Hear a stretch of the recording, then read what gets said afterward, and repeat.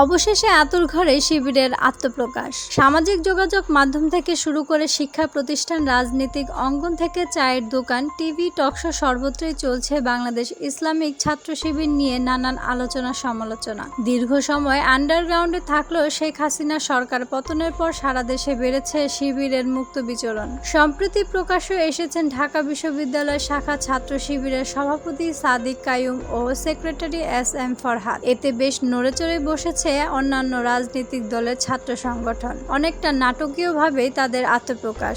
আত্মগোপনে থেকে ভেতরে ভেতরে সাংগঠনিক কার্যক্রম ব্যাপকভাবে বাড়াতে সক্ষম শিবিরকে অনেকেই তুলনা করছেন বিশ্বখ্যাত গোয়েন্দা বাহিনীর সঙ্গে। নেটিজেনরা বলছেন তারা ক্যাম্পাসেই ছিলেন, কিন্তু তার সহপাঠী, শিক্ষক, বন্ধুবান্ধব, এমনকি রুমমেট যার সঙ্গে রাতের পর রাত কাটিয়েছেন সেই ছেলেটিও বিন্দুমাত্র টের পাননি। আর এতেই অবাক হচ্ছেন তারা। সাধারণত রাজশাহী বিশ্ববিদ্যালয়, ইসলামী বিশ্ববিদ্যালয় ও চট্টগ্রাম বিশ্ববিদ্যালয়কে বলা হতো ইসলামী ছাত্র শিবিরের ঘাঁটি। বিশেষ করে 4 দলীয় জোট সরকারের আমলে তাদের ক্যাম্পাস ভিত্তিক কার্যক্রম বেশ জোরে সোরে চলছিল। পরবর্তীতে আওয়ামী লীগ সরকারের ব্যাপক দমন-পীড়নে স্থগিত হয়ে পড়ে শিবিরের প্রকাশ্য কার্যক্রম। তালা মারা হয় কেন্দ্রীয় দপ্তর সহ জেলা, উপজেলা পর্যায়ের সব কার্যালয়। ঢালাওভাবে হামলা, মামলা ও নির্যাতনের মুখে সাংগঠনিক পরিচয় গোপন রেখে ক্যাম্পাস বা ক্যাম্পাসের আশেপাশে থাকতে শুরু করেন শিবিরের নেতাকর্মীরা। অন্য ছাত্র সংগঠনের কাছে ধরা না দিয়ে কিভাবে শিবির নেতাকর্মীরা সংগঠনের বিস্তৃতি ঘটান তা যেন এক মহাবিস্ময়। বড়ি পরিস্থিতির মধ্যেই সংগঠনের গঠনতন্ত্র মেনে প্রতি বছর যথারীতি হয়েছে তাদের নেতৃত্ব বদল, পর্যালোচনা আর নতুন পরিকল্পনা প্রণয়ন। আওয়ামী লীগ সরকারের পতনের 2 মাস যেতে না যেতেই ক্যাম্পাসে নিজেদের অবস্থান জানান দেয় ছাত্র শিবির। নিজেদের পরিচয় প্রকাশ করেন ঢাকা বিশ্ববিদ্যালয় শাখার সভাপতি ও সাধারণ সম্পাদক। এর মধ্যে দিয়ে নিজেদের আতুর ঘর ঢাকা বিশ্ববিদ্যালয়ের প্রকাশ্য এলো তারা। অনেকেই মনে করতে পারেন ঢাকা বিশ্ববিদ্যালয় কিভাবে শিবিরের আতুর ঘর হয়। সংগঠনটির ইতিহাস ঘেঁটে দেখা গেছে 1977 সালের 6 ফেব্রুয়ারি ঢাকা বিশ্ববিদ্যালয়ের কেন্দ্রীয় জামে মসজিদে যাত্রা শুরু করে বাংলাদেশের ইসলামী ছাত্র শিবির। এর প্রতিষ্ঠানকালীন সভাপতি ছিলেন মীর কাশেম আলী।